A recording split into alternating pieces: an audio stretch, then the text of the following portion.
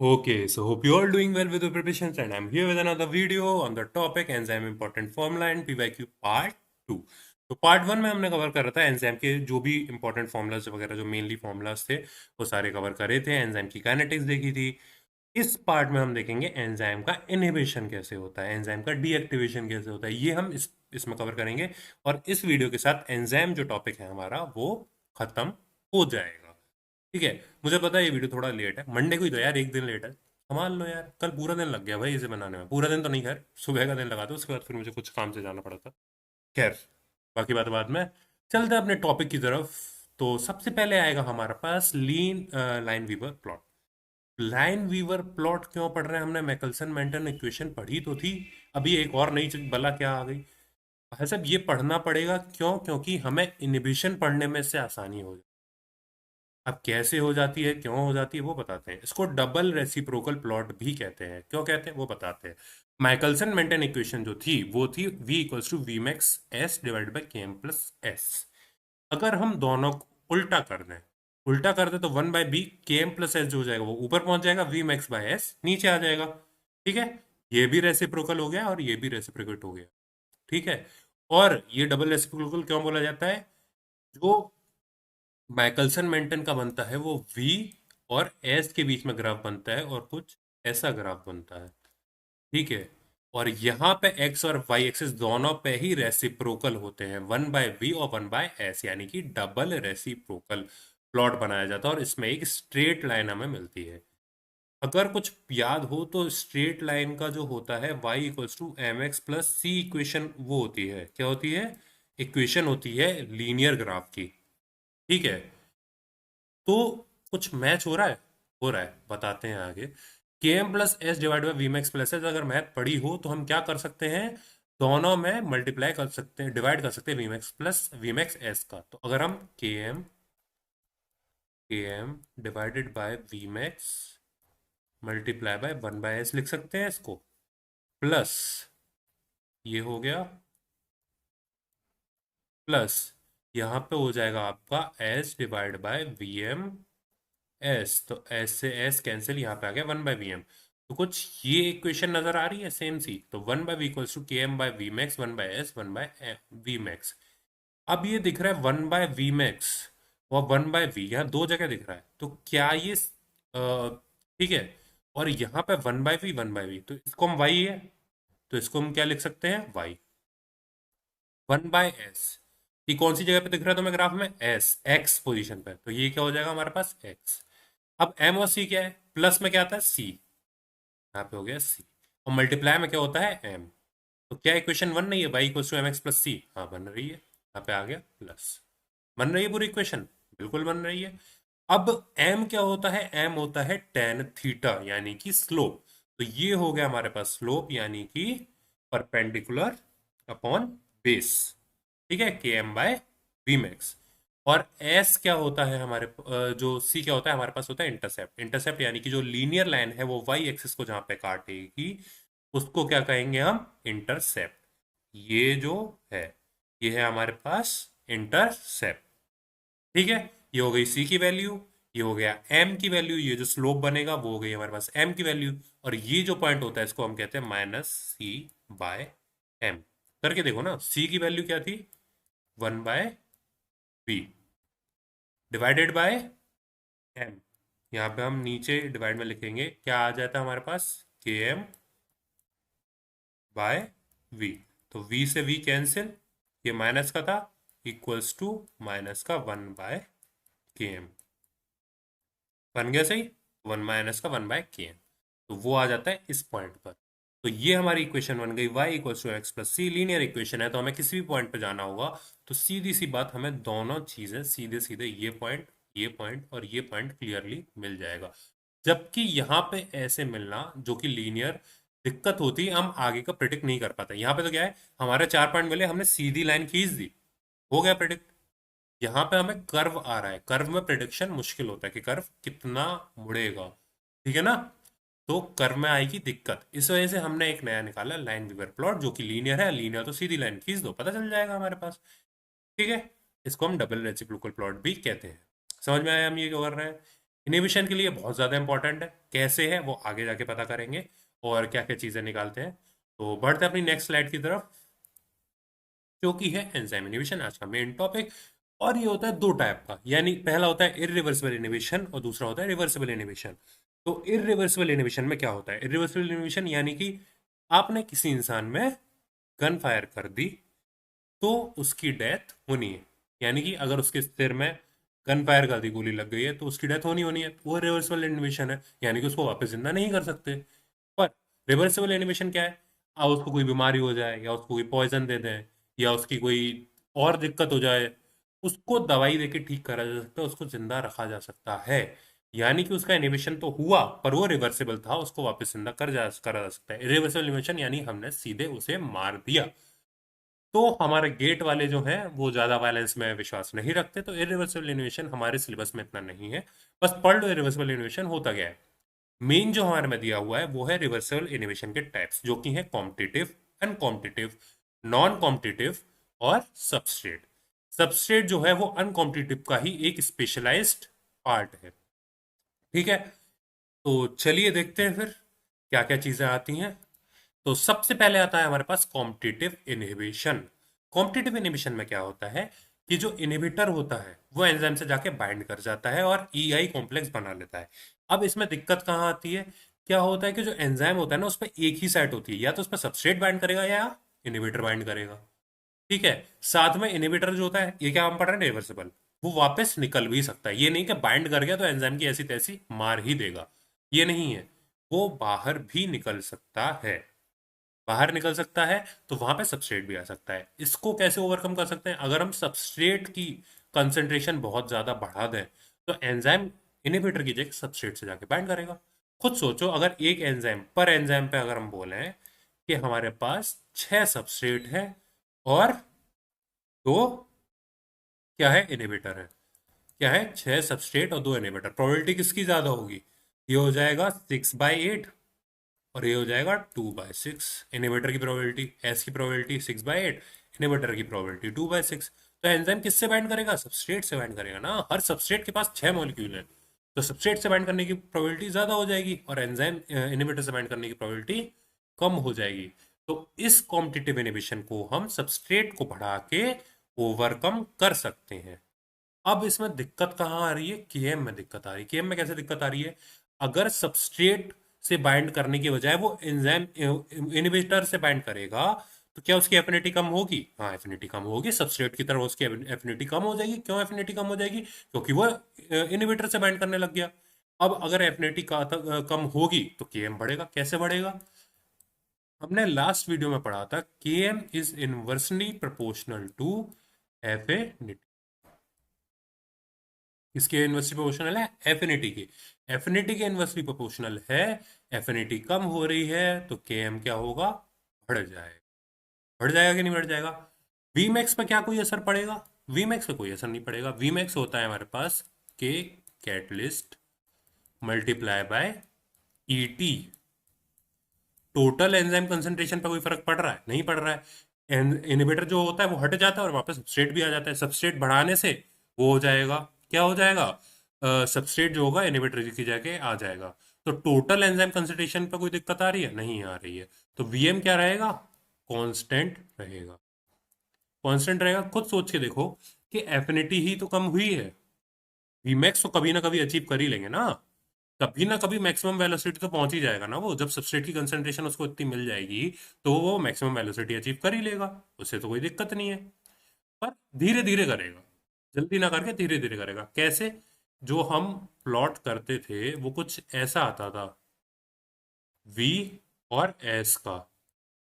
अब इसको अगर हम प्लॉट करेंगे तो ये कुछ इनहिबिटर के साथ ऐसे जाएगा।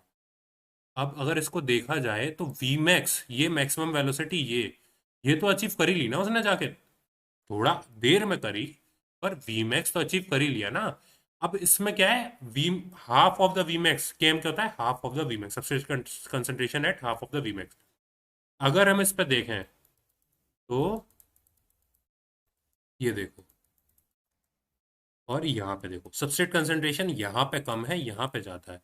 तो ज्यादा सबस्ट्रेट कंसंट्रेशन चाहिए होगी तभी तो एंजाइम देखो सीधी सी बात है ना, ये होता है ना, सबस्ट्रेट कंसंट्रेशन बढ़ाने से ही एंजाइम सबस्ट्रेट से बाइंड करेगा।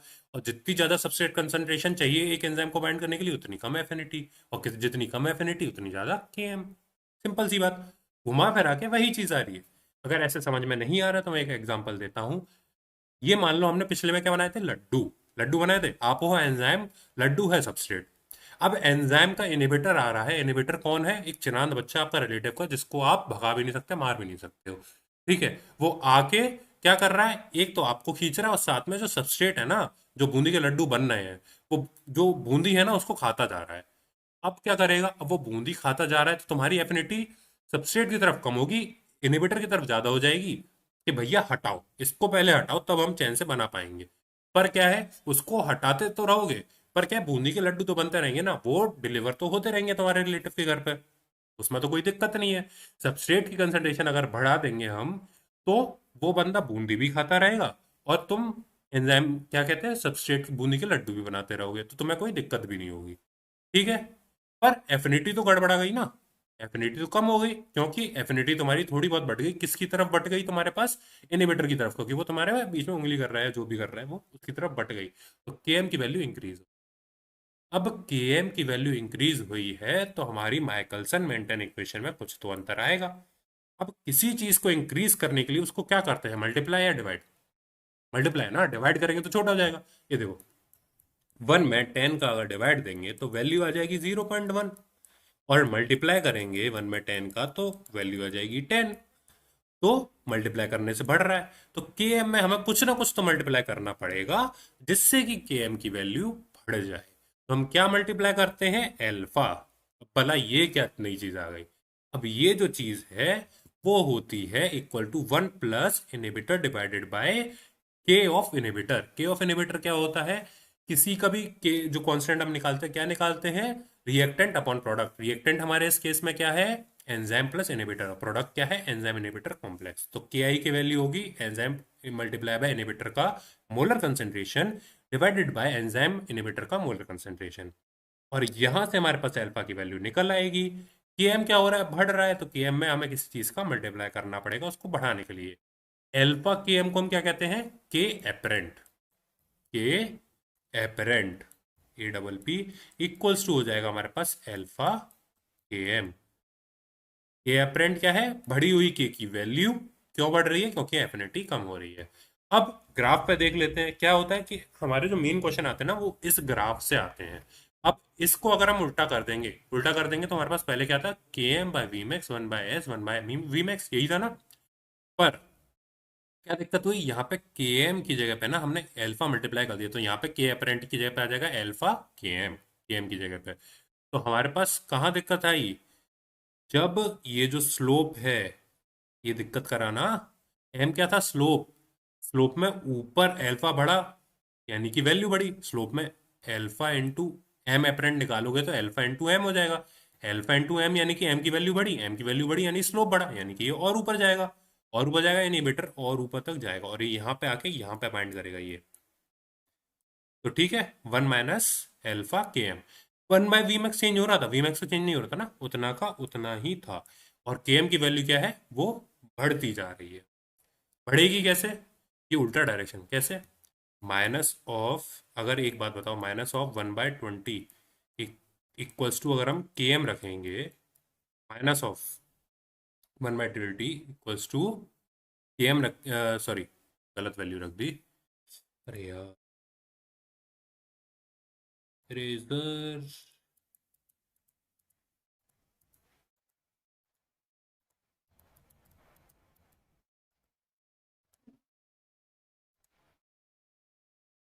भाई, हाँ, अगर हम कहें इसकी वैल्यू है -1/के एम की वैल्यू है, -1/के एम की वैल्यू है 20, -20, और -1/के एम की वैल्यू है कितनी, -40।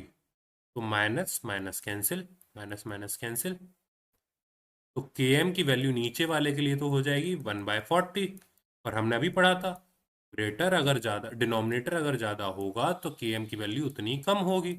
ये हो जाएगी के एम इक्वल्स टू 1/20। तो ये अगर ज़्यादा बढ़ानी है तो ये कम हो जाएगी। यहाँ पे 40 ज़्यादा है तो के एम कम है, 20 कम है तो के एम ज़्यादा है। इसी वजह से यहाँ पे जो ये वैल्यूज़ हैं ये किस तरफ बढ़ेंगी, इस तरफ के एम की वैल्यू बढ़ रही है। ये वैल्यू, ये वैल्यू, ये वैल्यू, ये यहाँ पे के एम की वैल्यू हमारी बढ़ रही है। ठीक है, क्या होगा, के एम 1/20, 1/20 बढ़ा है कि 1/40 बढ़ा है, 1/20 बढ़ा है, तो 1/20 यहाँ पे 20 होगा, यहाँ 40 होगा, यहाँ 60 होगा। तो ये वैल्यू बड़ी हुई, फिर उससे बड़ी वैल्यू ये, फिर उससे बड़ी वैल्यू ये, सॉरी, ये वैल्यू बड़ी, उससे छोटी ये, उससे छोटी ये। तो यहाँ पे तो 40 आ गया ना, उल्टा बढ़ता है ना यहाँ पे, यहाँ 20, यहाँ 40, यहाँ 6, सॉरी गलत बता दिया, जीरो की तरफ आते हैं। यहाँ पे आ गया 40 20, हाँ 20 40 60। तो यहाँ पे 40, यहाँ पे 20, यहाँ पे 60, इस तरफ बढ़ेगी ना, ये वैल्यू इस तरफ बढ़ती है और ये वैल्यू इस तरफ बढ़ती है। तो ये वैल्यू जब इस तरफ बढ़ रही होगी तो 20 वाला 1/20 कौन सा वाला बढ़ा था, ये वाला बढ़ा था ना, बजाय इसके। तो यहाँ पे वैल्यूज इसकी बढ़ रही है, ये इस तरफ जा रहा है, 1/m किस तरफ जा रहा है, इस तरफ जा रहा है। समझ में आया। ये ग्राफ हमें याद रखना है, किसका है, कॉम्पिटिटिव इनिबिटर इनिबिशन का। वो मैं आपको नेक्स्ट जो लास्ट स्लाइड है, समरी वाली स्लाइड, उसमें बता दूंगा। तो बढ़ते हैं अपने नेक्स्ट इनिबिशन की तरफ, जो कि है अनकॉम्पिटिटिव इनिबिशन।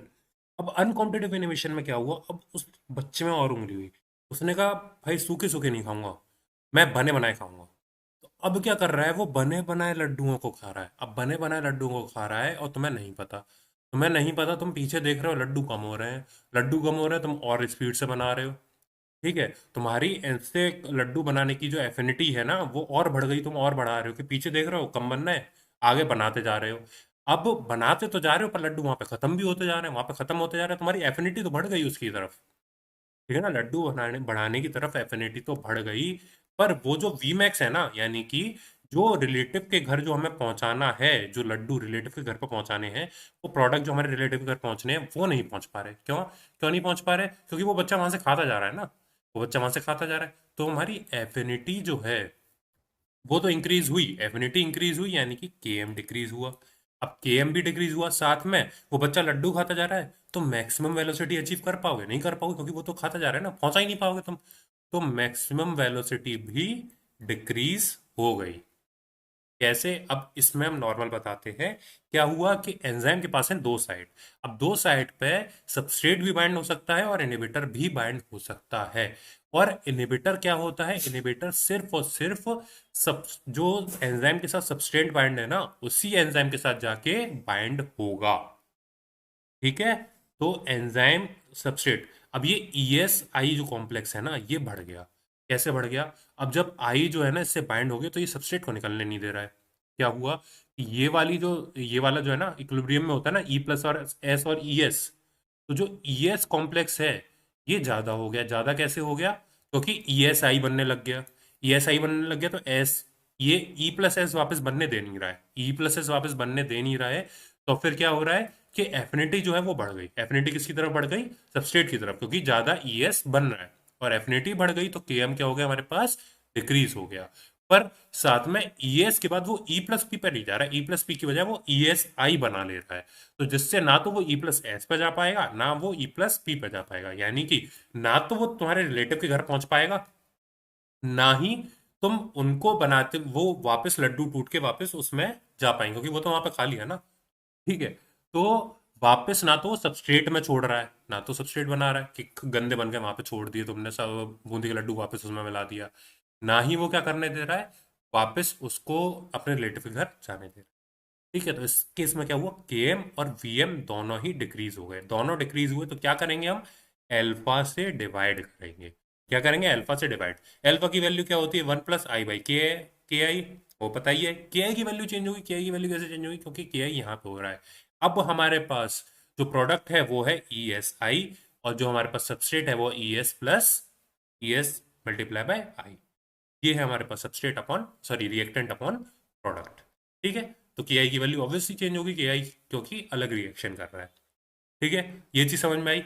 अब क्या होगा, जो एल्फा और एल्फा डैश, जो एल्फा डैश यहाँ पे हम मल्टीप्लाई करेंगे किसमें, सबस्ट्रेट में, क्यों करेंगे, देखते हैं इसको। अगर इसको एल्फा को अगर हम कॉमन लें तो क्या हो जाएगा, इस फॉर्मूले को हम ये लिख सकते हैं, V M S divided by, alpha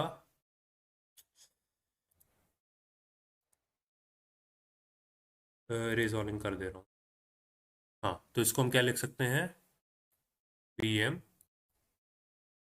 S divided by K M divided by alpha plus S, और इसका पूरे का मल्टीप्लाई एल्फा से। क्या हम इसको ये लिख सकते हैं? हाँ लिख सकते हैं। एल्फा अगर हमने यहाँ से कॉमन लिया तो के एम के डिवाइड में आ जाएगा और एल्फा यहाँ से चला जाएगा। ठीक है, तो क्या ये दोनों डिवाइड में आ रहे हैं? तो इसको हम ये लिख सकते हैं, पी एम बाय एल्फा और मल्टीप्लाई बाय एस, और यहाँ पे नीचे हो रहा है K M by alpha plus S. तो वी एम बाय एल्फा हो गया हमारे पास वी एपरेंट, और के एम बाय एल्फा हो गया हमारे पास, क्या हो गया? के एपरेंट। तो हमारे पास आ गई कि नहीं आ गई equation? V apparent S divided by K apparent plus S. आ गई मैकलसन मेंटन इक्वेशन। पर क्या है यहाँ पे? के एपरेंट और वी एपरेंट है। वी एपरेंट की वैल्यू हो गई वी एम बाय एल्फा, और के एपरेंट की वैल्यू हो गई के एम बाय एल्फा। तो ऐसे करके याद रखना है। ठीक है भाई, देखो बहुत सारे फॉर्मूले हो जाएंगे, याद एक भी नहीं रहेगा। कैसे याद रखना है? कॉम्पिटिटिव में क्या था? एल्फा का क्या हो रहा था? मल्टीप्लाई हो रहा था, क्योंकि के एम बढ़ रहा था। अब यहाँ पे क्या हो रहा है? के एम और एस दोनों, वी एम और के एम दोनों ही डिक्रीज हैं, दोनों में डिवाइड करेंगे। दोनों में डिवाइड करेंगे तो ये इक्वेशन हमारे पास निकल के आ जाएगी। ये तुम ड्राइव कर लोगे, दोनों में डिवाइड कर देना, आराम से आ जाएगी इक्वेशन। ठीक है, अब इसका जस्ट हमने अगर उल्टा करा, उल्टा करेंगे तो one by V net equals to K M by V max one by S alpha by V max आ जाएगा। अब क्या हो रहा है? अब क्या हो रहा है? अगर हम स्लोप निकालेंगे के एम बाई वी मैक्स, तो क्या स्लोप पे कोई अंतर आया? स्लोप पे तो कोई अंतर नहीं आया, क्यों? के एम का एल्फा था, वी एम का अल्फा, तो दोनों अल्फा अल्फा कैंसिल हो गए, तो के एम बाई वी एम पे कोई भी असर नहीं आया। पर हाँ, वी मैक्स पर असर आया। वी मैक्स क्या हुआ? डिक्रीज हुआ है। वी मैक्स डिक्रीज हुआ है तो वन बाई वी की वैल्यू बढ़ेगी। सीधी सी बात है ना। डिनोमिनेटर की वैल्यू अगर बढ़ेगी तभी तो न्यूमरेटर की वैल्यू, जो मतलब मेन वैल्यू है, वो डिक्रीज होगी, है ना। तो वन बाय वी की अगर वैल्यू जब यहाँ पे बढ़ेगी तभी अल्फा बाय वी मैक्स, मतलब वी मैक्स होगा वो डिक्रीज होगा। तो यहाँ पे आ जाएगा, ये वैल्यू हमारी बढ़ गई, और ये जो इनिवेटर की वैल्यू है, ये जो के एम है, वो भी वैल्यू हमारी डिक्रीज होने लगी। ठीक है ना। यहाँ पे था 20, यहाँ पे था 40, और यहाँ पे था 60। तो कौन सी वैल्यू ज्यादा थी? के एम की वैल्यू -20 जो वैल्यू थी वो हमें ज्यादा थी। -40 उससे कम है, -60 उससे भी कम हमें वैल्यू दे रहा था। जब हम अपोजिट साइड में जा रहे थे तो वैल्यू के एम की कम हो रही थी, यहाँ पे भी के एम की वैल्यू कम हो रही है और वी एम की वैल्यू कम हो रही है। दोनों की वैल्यू बराबर बराबर कम हो रही है, तो स्लोप पे कोई अंतर पड़ेगा? एम होता है K M by V M, दोनों की बराबर बराबर कम हुई, अल्फा से अल्फा कैंसिल, तो कोई असर पड़ा? कोई असर नहीं पड़ा। तो स्लोप वही रहेगा, पर के एम और वी एम दोनों वो डिक्रीज होंगे। हमें क्या याद रखना है? ये ग्राफ हमें याद रखना है। ठीक है, क्या याद रखना है? के एम और वी एम हमें याद रखना है, ग्राफ। ठीक है, अब इसी का एक स्पेशलाइज्ड वर्जन होता है जिसमें जो इनिबिटर होता है ना, वो खुद ही सबस्ट्रेट होता है। क्या? हमें बाहर दूसरे इनिबिटर की जरूरत नहीं पड़ती। ये जो इनिबिटर आई है, ये सबस्ट्रेट ही होता है। यानी कि आई की जगह पे एस लगा दो, ये ES2 कॉम्प्लेक्स बनता है। कैसे होता है देखते हैं। E+S KMES और +SES2। इसमें क्या होता है कि एक एंजाइम है, एंजाइम है, वो सबस्ट्रेट, इसकी दो साइड है, और ये दोनों साइड, इस साइड पे सारे सबस्ट्रेट से बाइंड हो लिया। एक कमरा है, एक कमरे में दो बेड हैं। ठीक है, सॉरी, डबल बेड है एक, डबल बेड है। अगर 5 कमरे हैं, पांच, 3 कमरे हैं, और 3 लोग आए, अब 3 लोग आए हैं तो तीनों एक एक जाके सोएगा आराम से, सबको एक एक पूरा पूरा बेड चाहिए। अब अगर +1 एक और सबस्ट्रेट आ गया तो वो यहाँ पे आके सोएगा ना, वो यहीं आएगा। फिर +1 हो गया तो वो यहाँ आ जाएगा, +1 हो गया तो वो यहाँ आ जाएगा। अब क्या है, एंजाइम भी है, बेड है, बेड डबल बेड है, यानी कि एक यहाँ सो सकता है, एक यहाँ सो सकता है। सिंगल सिंगल सबस्ट्रेट सबसे बाइंड हो गया, यानी सिंगल सिंगल डबल बेड पे एक एक सबस्ट्रेट आके लेट गया। अब दूसरी बची है एलोस्टेरिक साइड। दूसरी एलोस्टेरिक साइड क्या होती है? अगर उस पर जाके कोई बाइंड कर जाए तो वो प्रोडक्ट नहीं बनने देता है। तो दूसरी पे अगर आके, वहां पे आके दूसरा सो गया तो प्रोडक्ट नहीं बन पाएगा और इसका इनिवेशन हो जाएगा। यानी कि एक सर्टेन लेवल की सबस्ट्रेट की कंसंट्रेशन से अगर सबस्ट्रेट बढ़ाए, यानी कि जो कि हम प्रेजेंट कर रहे हैं एस मैक्स से, अगर एस मैक्स से हमने एस बढ़ाया तो क्या होगा, सबस्ट्रेट जो वेलोसिटी है वो नीचे आ जाएगी। क्या आ जाएगी, वेलोसिटी जो होगी हमारे पास वी मैक्स होगा वो डिक्रीज हो जाएगा। वी मैक्स हमें एस मैक्स पे अचीव हो जाएगा। एस मैक्स के बाद वी मैक्स जो होगा वो नीचे गिरना शुरू हो जाएगा, वेलोसिटी घट जाएगी। क्यों? क्योंकि ES2 बना लेगा। ठीक है, एफिनिटी बढ़ जाएगी, ऑब्वियस सी बात है ना, सबस्ट्रेट्स के साथ तो एफिनिटी बढ़ ही रही है। इसको रिप्रेजेंट कैसे करते हैं, वो ये फॉर्मूला है, इसका कोई मतलब प्रूफ वगैरह नहीं है, ऐसे इसको रट लेना, मतलब रट के लेना, मतलब याद रख लेना, सीधी सी बात है ना। यहाँ पे जो के एस और के एम है, ये के एम जो है उसको हम K1 से रिप्रेजेंट कर रहे हैं इस फॉर्मूले में, और के एस को K2 से रिप्रेजेंट कर रहे हैं। कि यहाँ पे आएगा के एम और यहाँ आएगा के एस, यहाँ आएगा के एस। ठीक है, यानी कि सी एस यानी सबस्ट्रेट का इनिबिशन यहाँ पे जो हो रहा है, और यहाँ पे जो है वो के एम का हो रहा है। तो ये फॉर्मूला होता है, और एस मैक्स की वैल्यू होती है √K1 मल्टीप्लाई बाय K2, यानी के एम मल्टीप्लाई बाय K2। ठीक है, ये फॉर्मूला याद करने है ना एस मैक्स का। ये अभी तक जो आया वो सिर्फ एक ग्राफ का क्वेश्चन आया है, वो सीधे सीधे इसके ऊपर आया है। ठीक है। और ये हो कैसे सकता है, ये कोई भी दिक्कत हो सकती है, पीएच बढ़ गई या कहीं, मतलब पीएच नहीं, मतलब सबस्ट्रेट, अलग अलग सबस्ट्रेट होते हैं जो कि इनहिबिट करते हैं एंजाइम को। तो वो डिपेंड करता है सबस्ट्रेट टू सबस्ट्रेट और एंजाइम टू एंजाइम। तो एंजाइम जो होता है सबस्ट्रेट इनहिबिशन शो कर रहा है या नहीं कर रहा है। ठीक है, तो वो डिपेंड करता है किसका स्पेशल केस है, अनकॉम्पिटिटिव इनहिबिशन का ही स्पेशल केस है। यानी कि अगर उसका स्पेशल केस है तो वीएम क्या होगा, घटेगा, और केएम भी क्या होगा, डिक्रीज होगा इसमें भी। ठीक है, समझ में आया। अब आगे बढ़ते हैं नेक्स्ट स्लाइड पे, जो कि है हमारे पास मिक्स्ड और नॉन कॉम्पिटिटिव इनहिबिशन, जो कि हमारे पास आखिरी इनहिबिशन।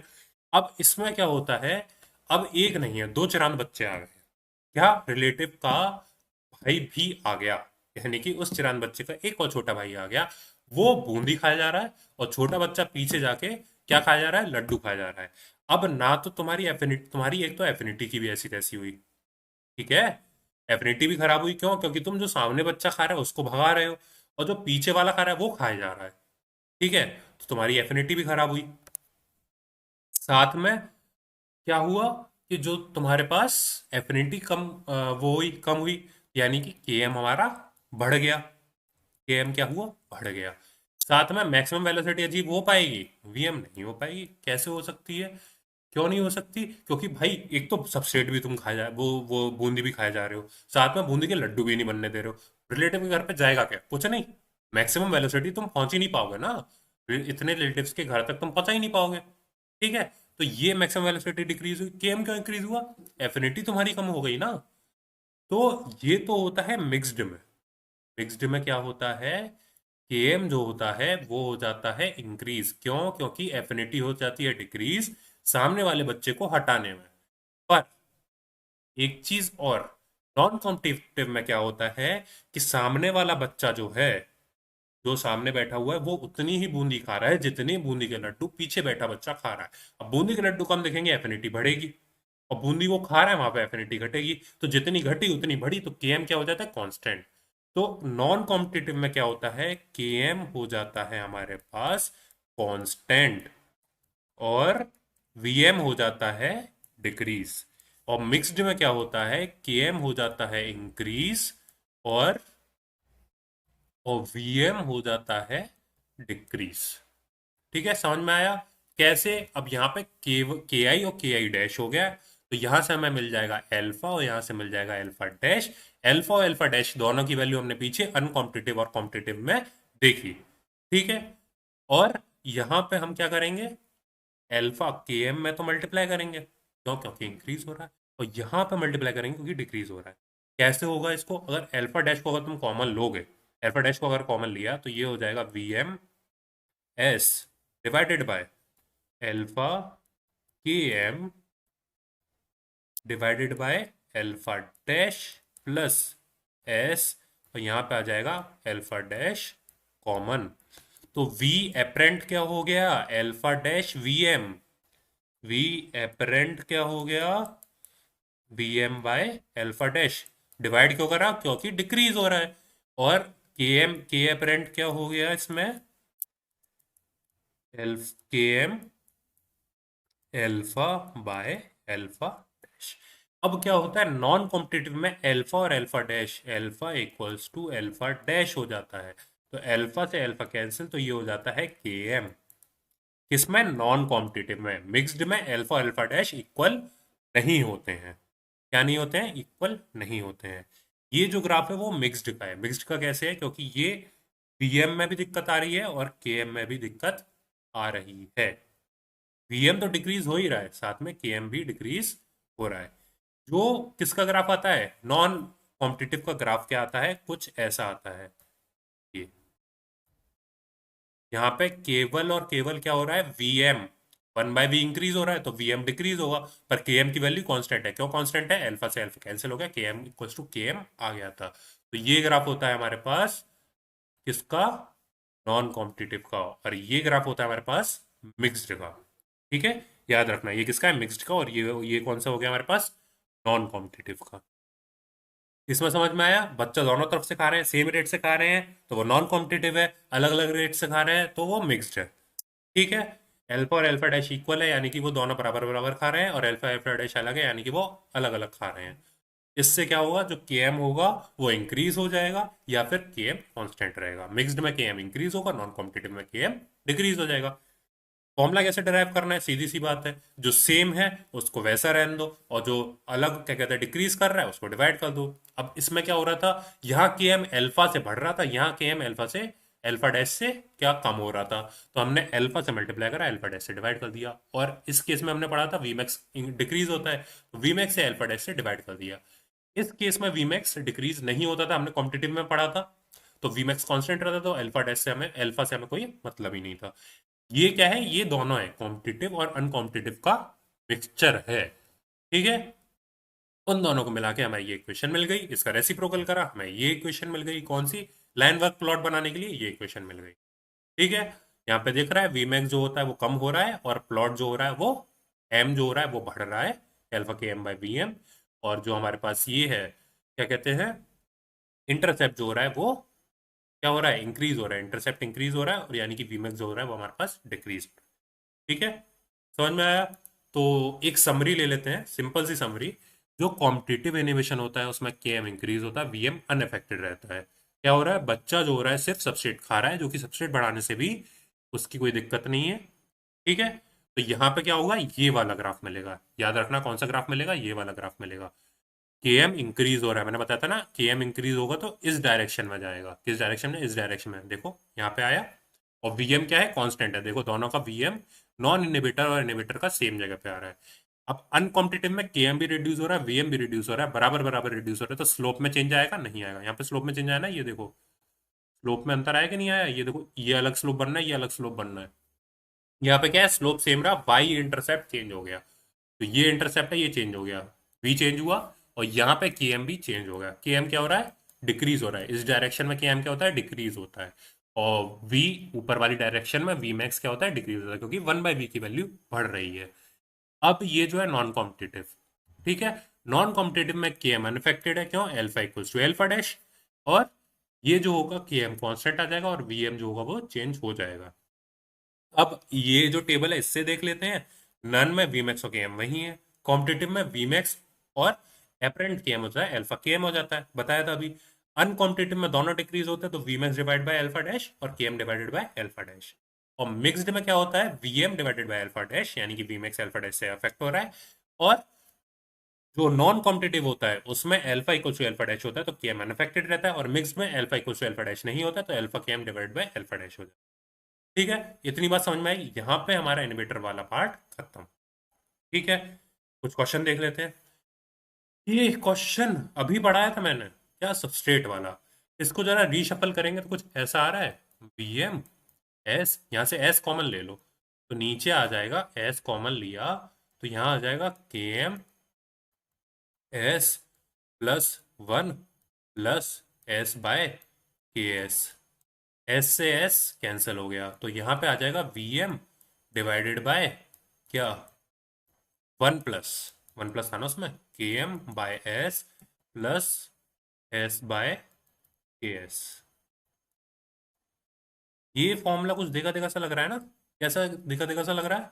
ये फॉर्मूला किसका है? सबस्ट्रेट इनहिबिशन का फॉर्मूला है, सेम फॉर्मूला निकल के आया था हमारे पास। ठीक है, तो ये फॉर्मूला कैसे? सबस्ट्रेट सबस्ट्रेट एनिमेशन का कहाँ से आएगा फॉर्मूला? अब ये देखो फॉर्मूला, ये कुछ ऐसा ग्राफ आ रहा था ना, पर एक दिक्कत थी, मैं वेलोसिटी v इधर था और s इधर था, जबकि वेल इसमें v इधर है और s इधर है, चेंज कर दी x और y एक्सेस। तो हमारा सही ऑप्शन क्या है? ए। सीधी सी बात है ना। सबस्ट्रेट एनिमेशन क्या होता है? एस मैक्स अचीव करने के बाद, एस मैक्स अचीव करने के बाद डिक्रीज होता है। ये देखो, एस मैक्स अचीव करने के बाद डिक्रीज हो गया, यहां से गया, एस मैक्स अचीव करा, डिक्रीज हो गया। यहाँ पे क्या है? एस मैक्स कहाँ है? एस मैक्स यहाँ है। तो एस मैक्स से नीचे तो गया ही नहीं, ठीक है ना? एस मैक्स यहाँ है और वी यहाँ है, ये वी में दिखा रहा है, वी बढ़ाने पे ये आ रहा है, यहाँ पे एस बाय वी में ये आ रहा है, ठीक है ना? सबस्ट्रेट में, सबस्ट्रेट ऊपर जा रहा है, सबस्ट्रेट की वैल्यू ये देखो, वेलोसिटी बढ़ी और फिर वेलोसिटी कम हो गई। सबस्ट्रेट तो कांस्टेंट है ना, सबस्ट्रेट उतना ही रहेगा, सबस्ट्रेट तो बढ़ता रहेगा, सबस्ट्रेट बढ़ता जा रहा है और वेलोसिटी बढ़ने के बाद कम हो गई। यहाँ पे तो वेलोसिटी बढ़ती जा रही है ना, वेलोसिटी तो कम हो जाती है, वेलोसिटी देखो बढ़ती जा रही है, सिर्फ एस में चेंज आ रहा है, एस में थोड़ी ना चेंज आता है। सबस्ट्रेट एनिमेशन में एस बढ़ता जाता है और वी में चेंज आता है। ठीक है, तो ये ऑप्शन हमारा सही है, ये ऑप्शन हमारा गलत है। एस मैक्स के बाद वेलोसिटी कम होती है, तो यहाँ पे कम हुई है, यहाँ एस मैक्स के बाद वेलोसिटी कम नहीं हुई है, वेलोसिटी बढ़ रही है।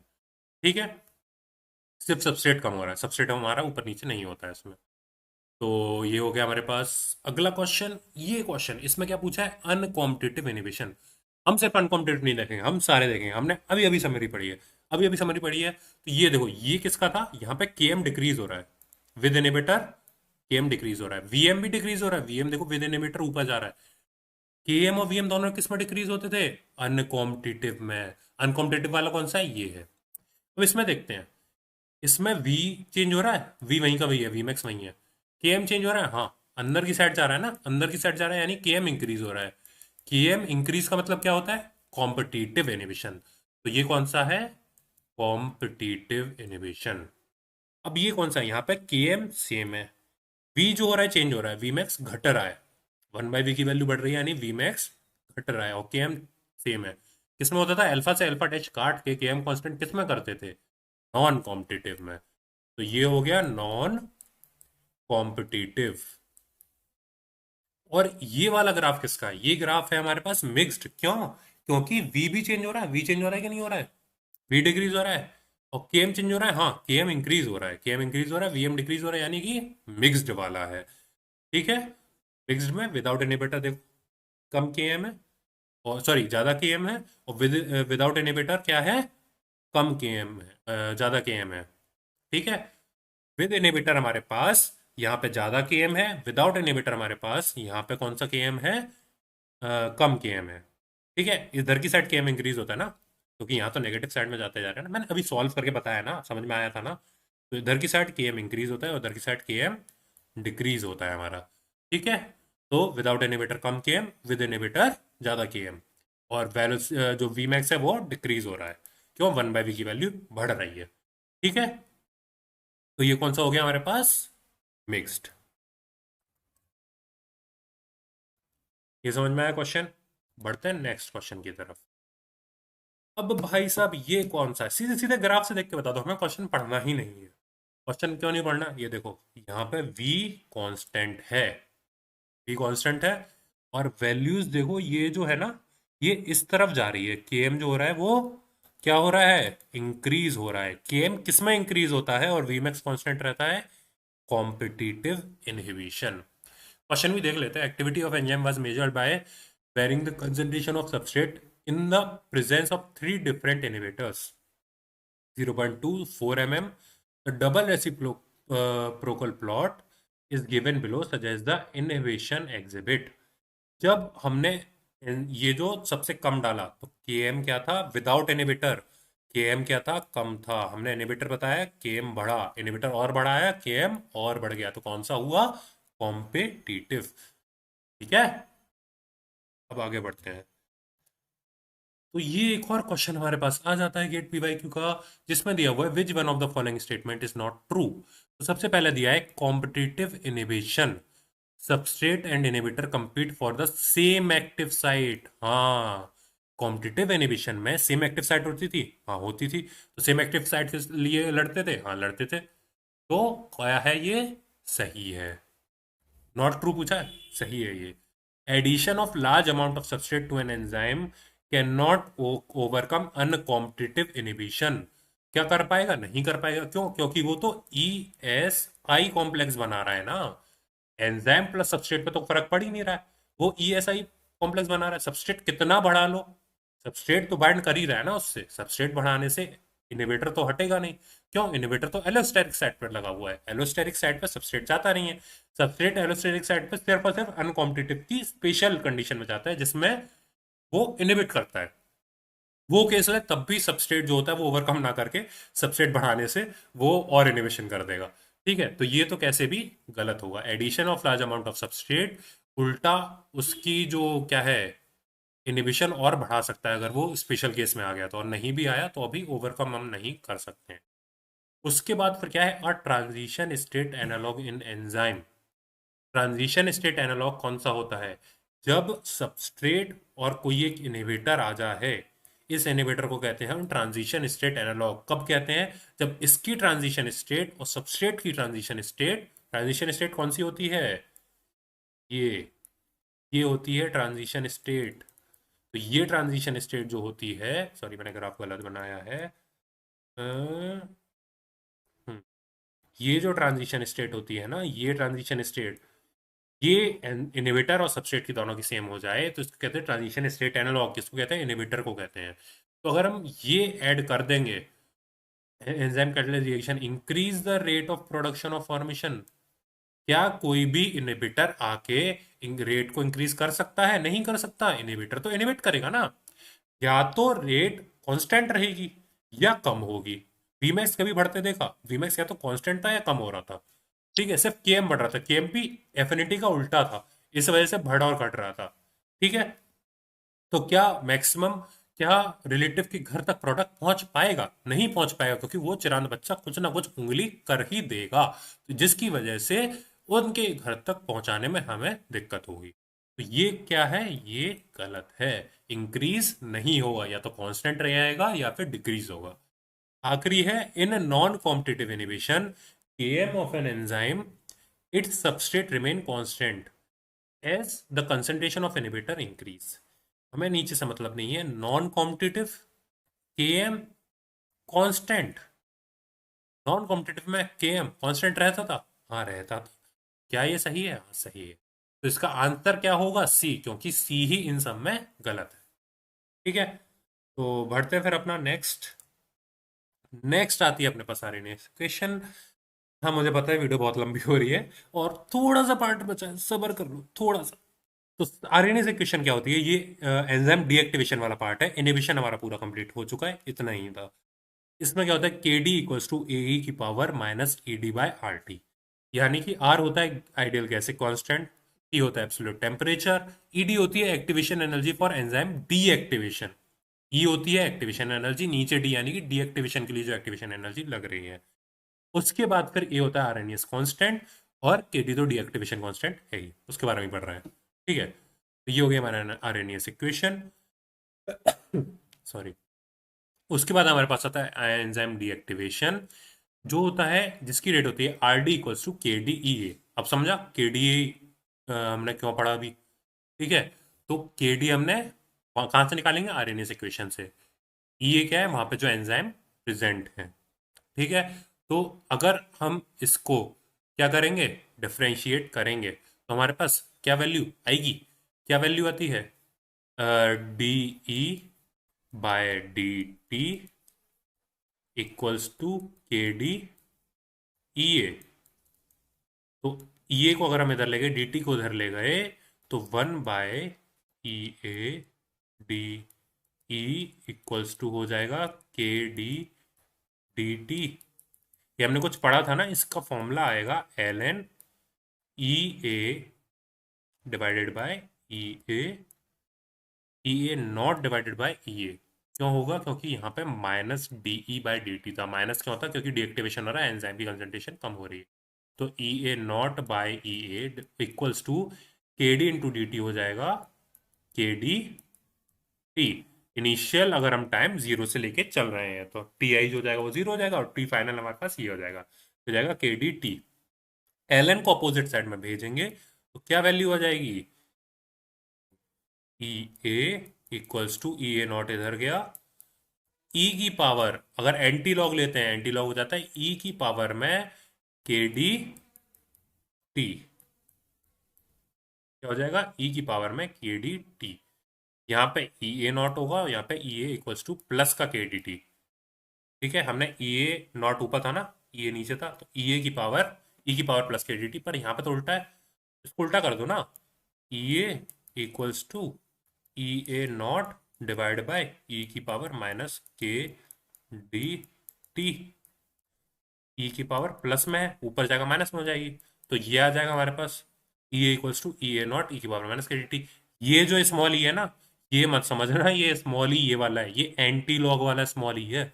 ये जो ई है ये ई ए यानी कि एंजाइम की कंसंट्रेशन, इनिशियल और फाइनल कंसंट्रेशन है।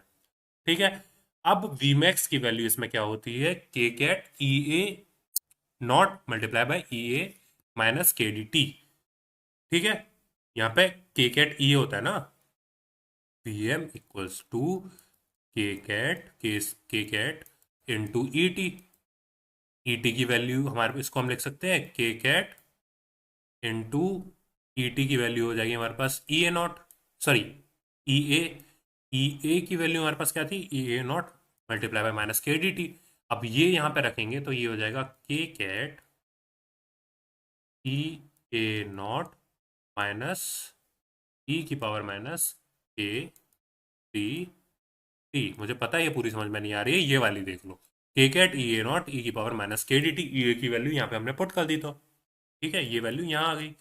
तो हम क्या कर सकते हैं, K cat into E A naught को हम क्या लिख सकते हैं, वी मैक्स नॉट लिख सकते हैं, यानी इनिशियल मैक्सिमम वेलोसिटी लिख सकते हैं। ई टी जो होगा टोटल, वो इनिशियल एंजाइम जो कंसंट्रेशन होगी वही ई टोटल होगा, तो वी मैक्स नॉट यानी कि initial maximum velocity multiply by E की power minus K D T. ये आ गया। एक और होता है हाफ लाइफ टाइम, यानी कि half life time first order reaction है, फर्स्ट ऑर्डर रिएक्शन के लिए क्या होता है, L N two by K D. कैसे निकाला, हमारे पास सीधे सीधे फॉर्मूला था ना यार, यहाँ पे क्या था, यहाँ पे हमारे पास formula L N E A divided by E A not equals to, यहाँ पे आ जाएगा के डी टी। अब कैसे, ये वैल्यू होगी जो डबल हो जाएगी, क्या हो जाएगी, डबल हो जाएगी। तो यहाँ पे हो गया L N two equals to K D T. अब के डी टी हो गया तो टी इक्वल्स टू हो जाएगा, यानी टी एच यानी हाफ लाइफ टाइम, यानी कि K D divided by, sorry T H equals to L N two divided by K D. ये चीज समझ में आई।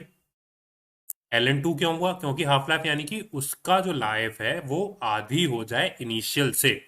इसमें क्या था, ई A not divide by E ए को अगर हम half of E A not लिख देंगे तो टू ऊपर चला जाएगा, ई ए नॉट से ई ए नॉट कैंसिल हो जाएगा, तो एल एन टू आ जाएगा।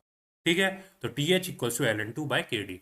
ये जितने भी आज फॉर्मूले बताए हैं ये सारे ध्यान रखना, सारे ध्यान नहीं रखने यार, तुम्हें एक पता करना है, V max equals to V max divided by K M plus S, याद रखना। एनिमेशन कौन कौन से होते हैं वो याद रखना। अब एनिमेशन में क्या चेंज होता है, वी एपरेंट या वी एपरेंट और के एपरेंट की जगह पे क्या क्या वैल्यूज हमें रखनी होती है वो याद रखना, और उसकी जगह पे वो वैल्यू पुट कर देना, सीधी सी बात है, आंसर आ जाएगा। और तुम्हें फॉर्म ग्राफ पता ही है, ग्राफ कैसे निकालना होता है। ठीक है, तो बढ़ते अपने इसके क्वेश्चन की तरफ। इसमें दिया हुआ first order deactivation rate constant for soluble and immobilized amyloglucosidase enzyme are 0.03 minute and 0.005 minute inverse respectively.